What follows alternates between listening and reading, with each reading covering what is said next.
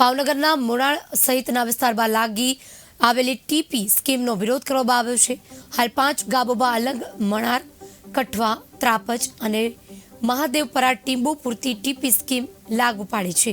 સાથે જ 5 ગામના લોકો બહોળી સંખ્યામાં મણાર ખાતે ટીપી સ્કીમનો વિરોધ કરવા માટે ભેગા થયા હતા। જોકે આગામી દિવસોમાં ટીપી સ્કીમ બંધ કરવામાં નહીં આવે તો આગામી લોકસભાની ચૂંટણીનો બહિષ્કાર કરવાની ચીમકી પણ ઉચ્ચારી છે।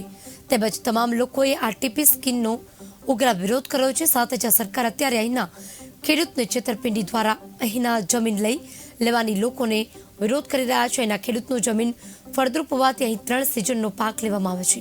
ટીપી સ્કીમ હકીકતમાં બંજર જમીન હોય ત્યાં હોવી જોઈએ, પરંતુ અહીંના ખેડૂતની જમીન ફળદ્રુપ છે।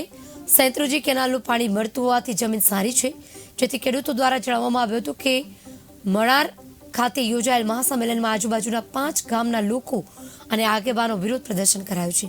આ સ્કીમના વિરોધમાં 5 ગામના ખેડૂત ખેતદારો અને ગામના લોકોએ અરજી આપી અને એવું આવેદનપત્ર આપ્યું કે આને યોગ્ય નિર્ણય નહીં આવે તો હાઈકોર્ટ સુધી લડવા તૈયારી હોવી જણાવ્યું છે અને કોઈ પ્રકારે ટીપી સ્કીમ લાગુ નહીં કરવાની માંગ કરી છે। અલંગ વિસ્તાર વિકાસ સત્તા મંડળે ગત 16/10/2020ના રોજ ટીપી સ્કીમનો ઠરાવ કરવામાં આવ્યો છે। આ ઠરાવમાં જમીન કપાત 40% રાખવામાં આવ્યું છે, જે રજૂઆત બાદ ત્રણેય સૂચિત ટીપી સ્કીમમાં જમીન કપાતના ધોરણ 30% કરેલ છે, છતાં વિસ્તારના લોકો ટીપી સ્કીમ માટે સહમત થયા નથી। આથી સર્વાનુમતે ઠરાવના મંજૂર કરવામાં આવ્યો હોવા છતાં પણ સરકાર દ્વારા ટીપી સ્કીમ મૂકવામાં આવી છે, જેનો 17 ગામના લોકો અને ખેડૂત વિરોધ કરી રહ્યા છે।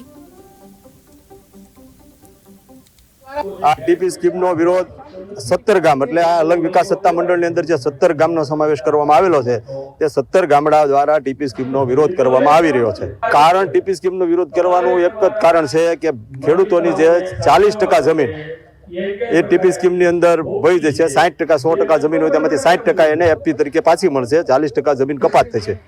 પ્લસ 1 વીઘે 3 લાખથી લઈને 5 લાખ રૂપિયા સુધીનો બેટરમેન્ટ ચાર્જ ખેડૂતોએ પોતાના ઘરના ખર્ચે ભરવો પડશે। કોઈ પણ પ્રકારના વળતર વગર 40% જમીન ટીપી સ્કીમમાં જશે અને પ્લસ બેટરમેન્ટ ચાર્જ ભરવાનો આવશે અને એના કારણે ખેડૂતોનો આ ટીપી સ્કીમ અને અલંગ વિકાસ સત્તા મંડળ સામે જબરજસ્ત વિરોધ છે। એ કેવી રીતે ટીપી સ્કીમ પાસ કરવામાં આવે એ જ નથી ખબર પડતી। અલંગ સત્તા મંડળે ઠરાવ કર્યો છે કે ખેડૂતોનો વિરોધ છે એટલે અત્યારે હાલ પૂરતી આ ટીપી સ્કીમ કરવાની રહેતી નથી, તેમ છતાંય ટીપી સ્કીમની જાહેરાત કરી અને અમલવારી માટે મૂકેલ છે। ચૂંટણીની અંદર બસ ધરણા પ્રદર્શન અને છેલ્લે આ લોકો જો અત્યારે માંગણી સ્વીકારવામાં નહીં આવે તો અંતિમ પગલા તરીકે ચૂંટણી બહિષ્કારમાં જવું ન પડે એવું અમે સરકારશ્રીને વિનંતી કરીએ છીએ। અને ટીપી સ્કીમનો અમારે ખેડૂતોને ખૂબ મોટો વિરોધ છે। અમારે ટીપી સ્કીમ લાગુ થવા દેવી જ નથી। અમારે પંચાયત ઓફિસ છે એ બરોબર છે અને પંચાયતમાં વિકાસનો કામો થાય છે। અમારે ટીપીના કામ કઈ અમારે જોતા નથી। અમારે મોટામાં મોટો વિરોધ છે, અમારે 40% જમીન લઈ જાય છે અને અમારે કાંઈ વિકાસ કરવો નથી। આ તો પાવીના